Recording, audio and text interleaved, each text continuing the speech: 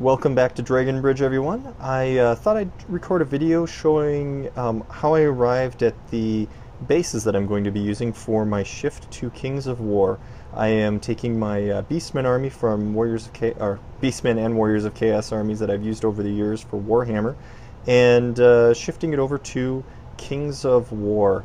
So the difference with Kings of War is you can do these dynamic bases where everything is a stagnant unit shape when you put it on the table. So you have a standard size, let's just say these are your typical size for a unit of 5 cavalry. So they're 125 millimeter wide, 50 millimeter deep, and your unit stays in that same formation the entire game. So you're not removing models either, so you can do these large bases and glue the models onto a single base so that everything stays together. It also allows you to avoid the lip that you usually have around your typical unit, where you would do a movement tray and have a little lip that would keep all of the models on the movement tray. In this case, I can get rid of that lip completely. The rules allow me to move my models. There's no 1-inch rule in Kings of War for your friendly units, just you can't touch them, so you can move basically a millimeter away and be fine.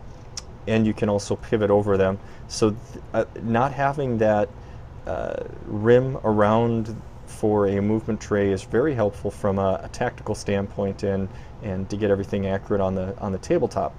So what I did was I ordered from Shogun Miniatures, a shout out to them, these custom magnet bases cut out to the sizes that I needed for refitting my army essentially. And then I did some playing around with what I was looking for.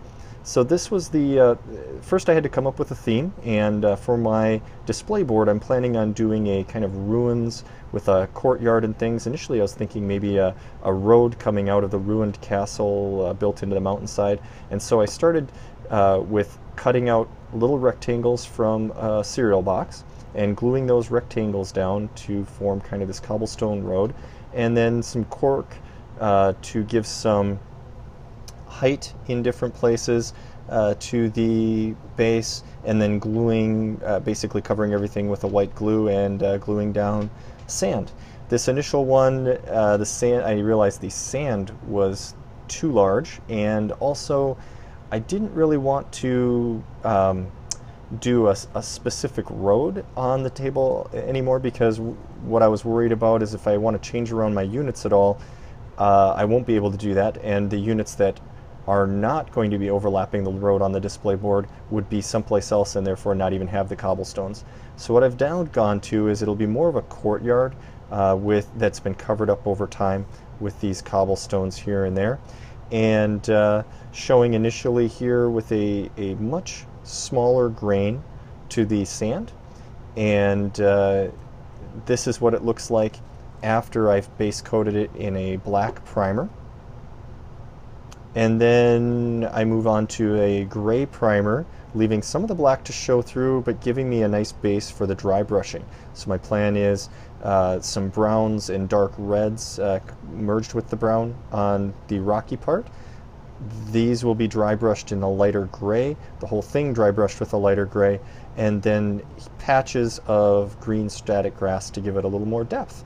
I will be coming back with another video to show you the finished product shortly. Thank you very much for watching. You have yourself a great day.